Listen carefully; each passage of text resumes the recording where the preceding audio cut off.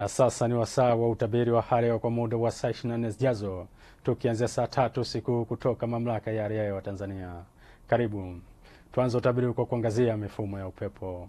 Upepo wa bahari unatarajiwa kuvuma kwa kasi ya kilomita 30 kwa saa kwa upande wa pwani ya kaskazini na kilomita 20 kwa saa kwa upande wa pwani ya kusini. Hali ya bahari inatarajiwa kuwa na mawimbi madogo hadi makubwa kiasi. Ziwa Victoria pamoja na Ziwa Tanganyika, upepo wa ziwa unatarajiwa kuvuma kwa kasi ya kilomita 20 kwa saa. Kwa upande wa Ziwa Nyasa, upepo wa ziwa unatarajiwa kuvuma kwa kasi ya kilomita 10 kwa saa. Hali ya ziwa inatarajiwa kuwa na mawimbi madogo.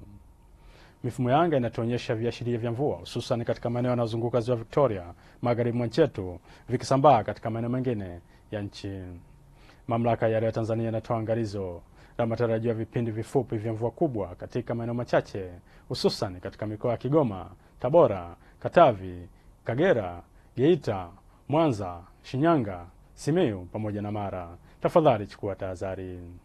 Na kwa usiku wa leo ni matarajio yetu kuwa maeneo yanayozunguka Ziwa Victoria, Kigoma, Tabora pamoja na Katavi, maeneo yanatarajiwa kuwa na hali ya mawingu, mvua na ngurumo katika maeneo machache. Morogoro, Tanga, Dar es Salaam, Pwani, visiwa vya Unguja na Pemba, maeneo yanatarajiwa kuwa na hali ya mawingu kiasi, mvua na ngurumo katika maeneo machache.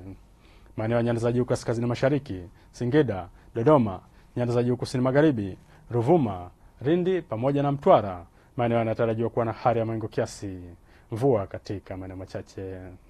Na kwa siku ya kesho ni matarajio yetu kuwa maeneo yanayozunguka Ziwa Victoria, Kigoma, Tabora, Katavi, Morogoro, Tanga, Dar es Salaam, Pwani, visiwa vya Unguja na Pemba, Lindi pamoja na Mtwara, maeneo yanatarajiwa kuwa na hali ya mawingu kiasi, mvua na ngurumo katika maeneo machache na vipindi vya jua. Maeneo ya nyanda za juu kaskazini mashariki, Singida, Dodoma, nyanda za juu kusini magharibi pamoja na Ruvuma, maeneo yanatarajiwa kuwa na hali ya mawingu kiasi, mvua katika maeneo machache na vipindi vya jua. Na mpenzi mtazamaji, mpaka hapa kutoka Mamlaka ya Hali ya Hewa Tanzania hatuna la ziada. Asante na nikutakie usiku mwema.